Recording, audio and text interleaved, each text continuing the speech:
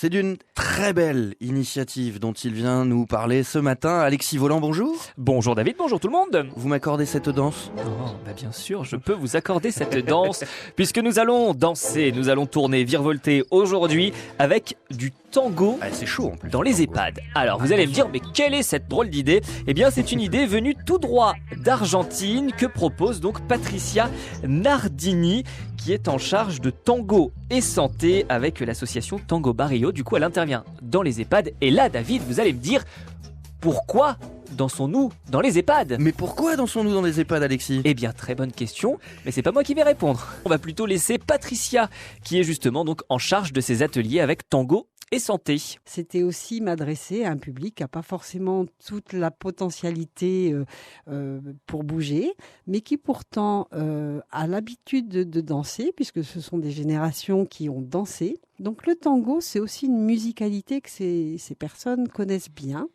Et ça, c'était intéressant d'aller avec mon outil tango et toutes les jolies vertus que ça a pour transformer et apporter du lien social. On peut l'utiliser dans le cadre de la prévention des chutes. C'est une marche, on danse, on s'amuse, on bouge.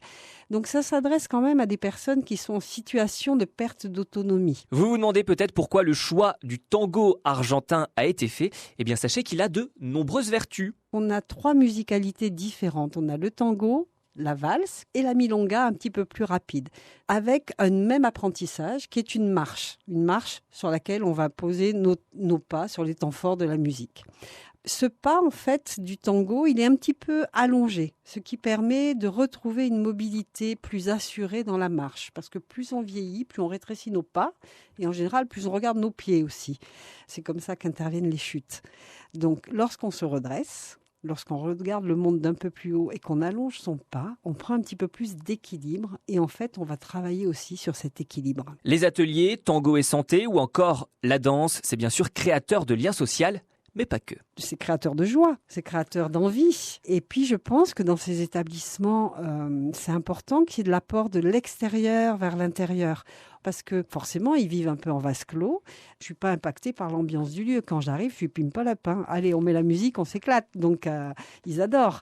Puis en plus, c'est un moment d'échange. Donc, en général, ça éveille les souvenirs. Et grâce à ces ateliers, ça permet donc de créer ce fameux lien social et surtout de réunir les résidents de l'EHPAD. Madame était, elle, dans l'unité Alzheimer et monsieur dans la partie maison de retraite, donc pas du tout en lien quotidiennement. Mais lorsqu'il y a l'animation tango, en tout cas, on les met ensemble et c'est un moment pendant 1 heure où ils se retrouvaient.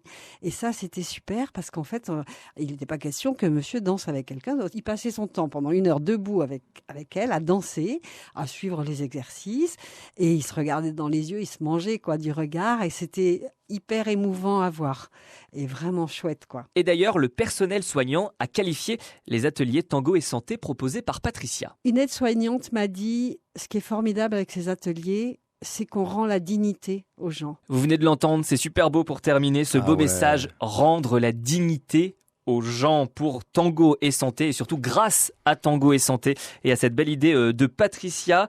Tango et santé, on rappelle tout de même que c'est un complément pour les kinés dans les établissements. Voilà, ça ne remplace pas le docteur, ça ne remplace pas les médecins.